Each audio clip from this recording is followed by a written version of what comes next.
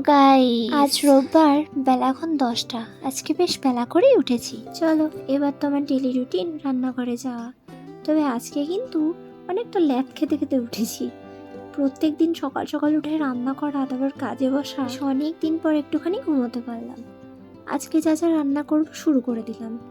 একটু ডাল সিদ্ধ বসিয়ে নিয়েছি, মুসুরির ডাল, তো সেটাই এখন চালতা দিয়ে করব। একটু রিফাইন তেল গরম করে নিয়েছি, তার মধ্যে দিয়েছি তেজপাতা, শুকনো লঙ্কা আর একটু সর্ষে। তারপর ওই যে চালতাটা একটুখানি ভেজে নিয়েছি। নুন আর হলুদ দিয়েছিলাম, জানেন নুনের ক্লিপসটা কেন জানি না শ্যুট হয়নি। আপনারা আবার নুন ছাড়া ভেজে নেবেন না। চলুন এবার সেদ্ধ করে রাখা ডালটা, পরিমাণ মতো একটু জল, যেটা ডালটি সিদ্ধ হবে, আর একটু পরিমাণ মতো নুন। রোববার হোক বা সারা সপ্তাহ হোক বা যে কোনো দিন হোক, রান্না যদি একটু করে নিতে পারি না, বেশ আলাদাই ভালো লাগে। এই রান্নার প্রতি ভালোবাসাটা আমার ক্লাস 5 থেকেই। চলুন ঢেকে দিয়েছি, এবার একটুখানি ব্রেকফাস্ট করে নিই। আজকে ব্রেকফাস্ট একটুখানি নিয়েছি ম্যাঙ্গো শেক, মানে এটা হচ্ছে দুধের সাথে একটা ম্যাঙ্গো শেক প্রোটিন পাউডার, যেটা খেলে মোটামুটি 4 ঘন্টা পেটটা ভরা থাকে আর ভীষণ এনার্জেটিক। ব্যাস এবার একটুখানি করব চাটনি। আবারও রিফাইন তেলে একটু সর্ষে, শুকনো লঙ্কা, তেজপাতা ফোড়ন দিয়ে দিলাম। ও হ্যাঁ, টমেটোর চাটনি করব, বলতেই তো ভুলে গেলাম। টমেটোগুলোকে দিয়ে দিয়েছি। এবার টমেটোগুলোকে গলানোর জন্য একটু পরিমাণ মতো নুন দেব।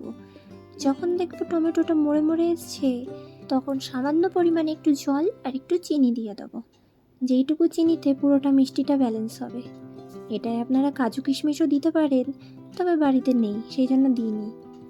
দেবো একটুখানি তেঁতুলের কাঠ আর একটুখানি জিরের গুঁড়ো। এই জিরের গুঁড়োর বদলে আপনারা যদি ভাজা মশলা, মানে ফুচকার আলু মাখাতে যেই মশলাটা ইউজ করে সেটা দিতে পারেন, দুর্দান্ত লাগে। চাটনিটা ওদিকে ফুটছে, তারপর দেখি মা রান্নাঘরে এসে হাজির। বেলা এখন 11:30। মা এনেছে চুনো মাছ। মা এতক্ষণ বাড়ি ছিল না, জানেন মা গেছিল মায়ের এক বান্ধবীর বাড়িতে। সেখান থেকেই ফেরার পথে আমাদের হিনমোটর বাজার পড়ে।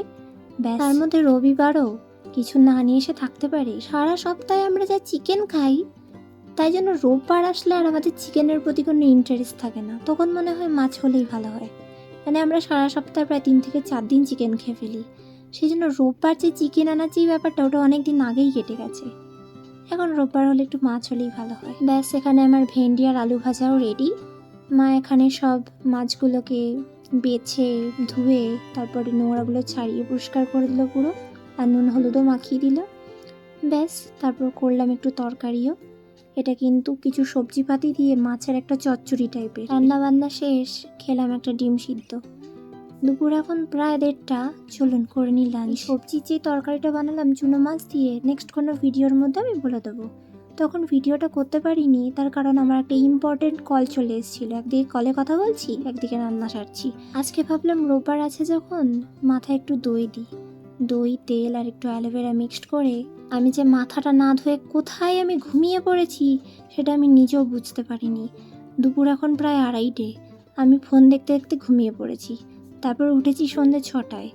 ব্যাস, আমার মা তো চিৎকার করছে, দই লাগিয়ে এতক্ষণ তুই শুয়ে পড়লি, চুলের যদি কিছু হয়ে যায়। বললাম আমার ভুল হয়ে গেছে, খুব বড় ভুল হয়ে গেছে। সেই জন্য কিন্তু তাড়াতাড়ি করে গিয়ে শ্যাম্পুটা করে এসেছি। সন্ধ্যা এখন প্রায় 7:30। একটু নিয়ে বসেছি, মানে চা বিস্কুট তো খাওয়া হয়ে গেছে।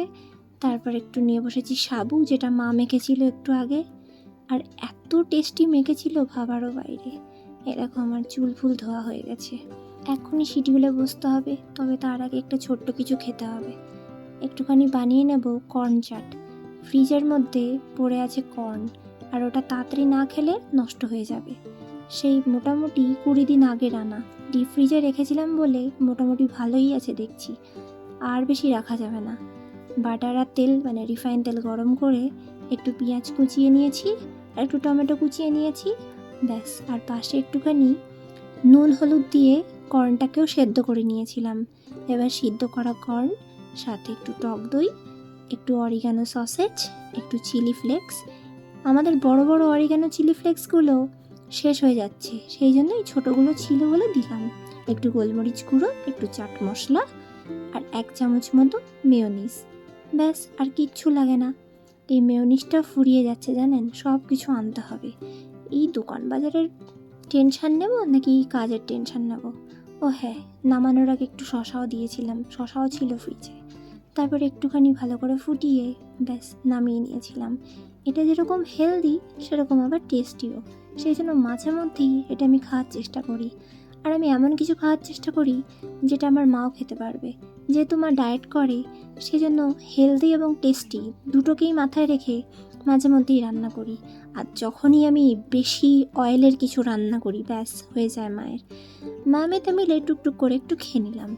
চলুন, কাজে বসে পড়েছি। ভিডিওটা তাহলে এখানেই শেষ করছি।